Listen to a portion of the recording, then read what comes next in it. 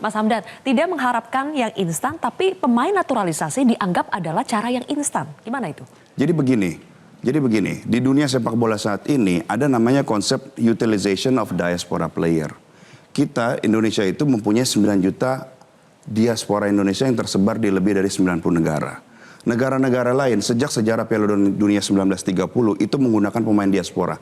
Persentasenya itu sekitar 10%. Jadi nanti di Piala Dunia berikutnya di mana ada 40 tim, itu akan ada 1.100 atlet dan 110 diantaranya itu adalah atlet diaspora.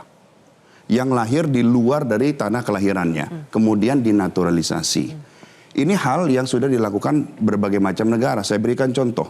Ketika Roberto Mancini memenangkan Piala Eropa 2020, dia menaturalisasi Matteo Retegui, tidak bisa bahasa Italia, padahal dia mempunyai Ciro Immobile yang mencetak 32 gol season. Apakah karena Inter Milan ataupun AC Milan ataupun Juventus tidak punya pembinaan yang baik? Bukan, tapi dia memanfaatkan potensi diaspora yang ada. Nah, potensi diaspora kita itu tersebar di lebih dari 90 negara. Nah, sekarang pertanyaannya adalah bukan emosi naturalisasi, tapi equanimity. Titik tengahnya di mana? Titik equilibriumnya di mana? Bagaimana kita memanfaatkan the best of both worlds? Talenta yang ada di dalam negeri kita dari Sabang sampai Merauke, lalu kita kombinasikan dengan talenta diaspora kita. Ya jadi kan? maksudnya tidak perlu didikotomikan tidak gitu perlu ya? didikotomikan, tapi ini adalah sinergi. Sekarang saya berikan contoh Spanyol. Spanyol menang Piala Dunia 2010, betul? Ya kan? Pelatihnya Vicente del Bosque. Ngapain dia naturalisasi Diego Costa? Apakah gara-gara La Masia tidak bisa memproduksi striker lagi? Apakah gara-gara La Factorianya Real Madrid tidak memproduksi striker lagi? Tapi ada kebutuhan tim. Diego Costa belum, di 2010 belum Bang? Enggak, dia untuk 2014. Kan dia 2010 dia menang. 2010 nggak ada Diego Costa. Nggak ada Diego Costa. Sekarang pertanyaan gini, 2010 dia menang Piala Dunia. Lalu 2012 dia bilang saya akan naturalisasi Diego Costa. Boleh nggak kita pertajam secara sepak bola? Boleh, silakan. Prestasi tim nasional kita sekarang di bawah Sinteyong ada faktor naturalisasi nggak? Saya pikir kalau kita hanya mengatakan karena faktor naturalisasi, itu adalah salah satu bagian. Kita juga artinya ada kan, bukan hanya kan? Iya. Kita firm bukan ada. Ada, salah satu.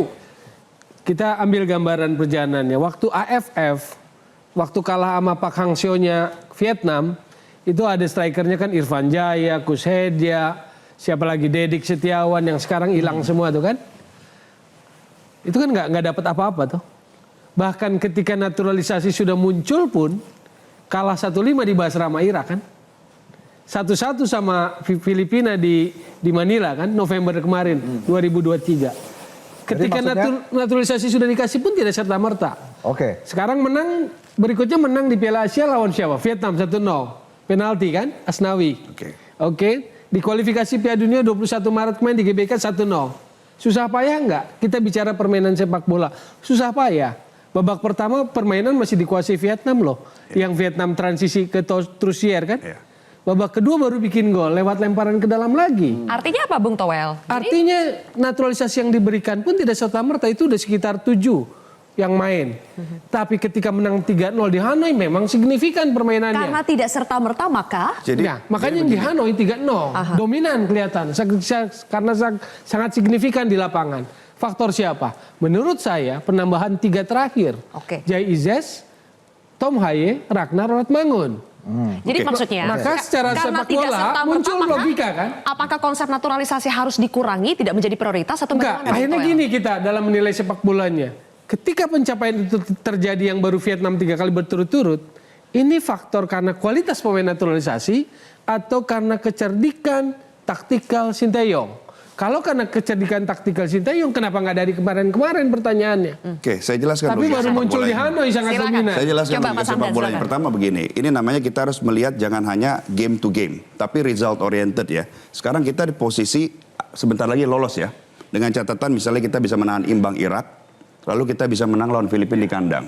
Jadi kalau kita setiap game, kalah, wah ini pasti gara-gara Sintayong kurang bisa meracik ataupun naturalisasi, itu kita melihat game to big game. Ini yang disebut Bill Clinton itu. Kita following the headline, but we are not following the trend line. Sekarang pertanyaan logikanya. Logika sepak bola yang begini. Inter Milan, Simone Inzaghi kalah 2 kali lawan Sassuolo, tapi dia juara Liga.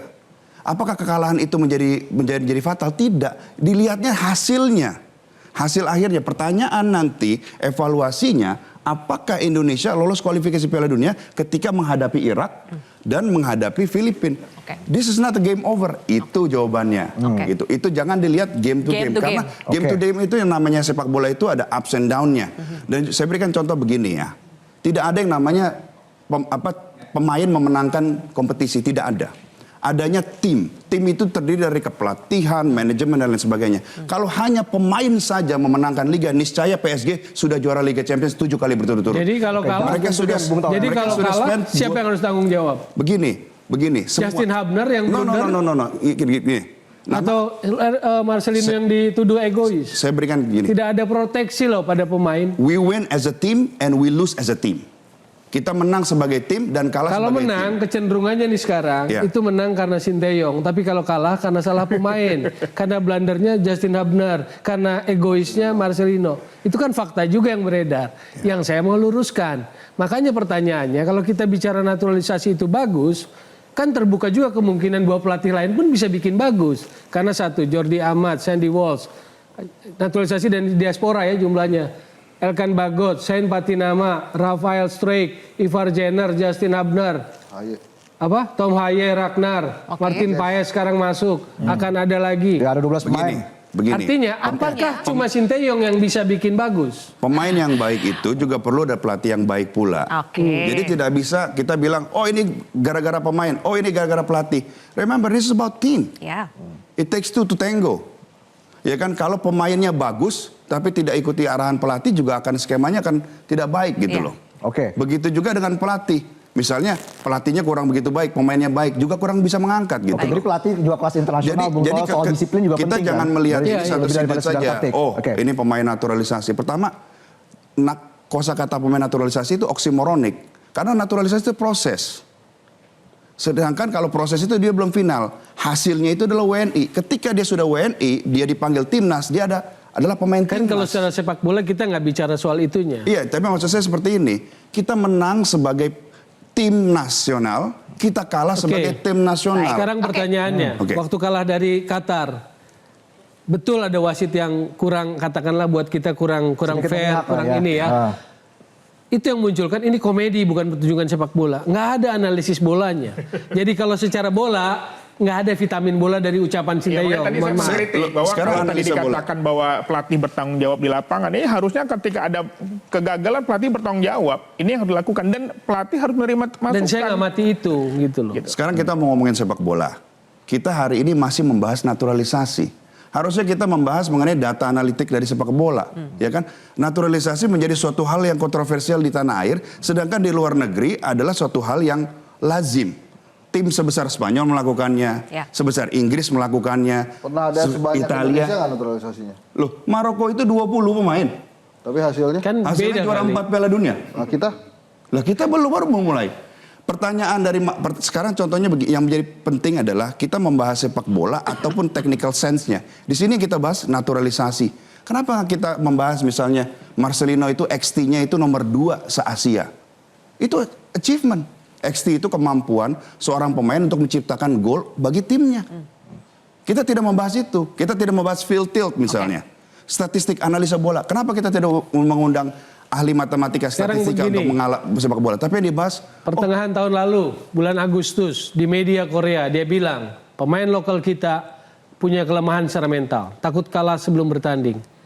Dan kelemahan itu ditutupi oleh pemain naturalisasi.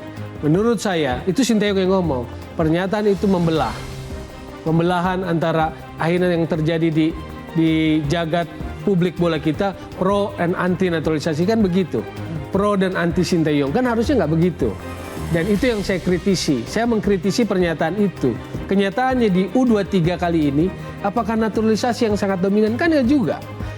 Hernando Ari dominan, Rizky Ridho dominan, Komang Teguh bikin gol, Witan dominan hidup lagi, Marcelino apalagi gitu kan, Rio Fahmi juga apalagi. Jadi sebetulnya ucapan dia itu sudah gugur gitu loh. Tapi yang jelas sebetulnya bukan memverifikasi ucapan saya, ini kan sinergi kan. Sinergi. Jadi kan nanti kita hadirkan lagi. Terima kasih. Bagusan naturalisasi atau kecerdasan taktikalnya gitu. Bagusan naturalisasi atau kecerdasan taktikalnya nanti dijawab ya. Masih ada Bung Wiwit dan juga Mas Hamdan untuk mengomentari, Mas Hensat juga. Kita jeda dulu pemirsa. Jelajahi cara baru mendapatkan informasi. Download Metro TV Extend sekarang.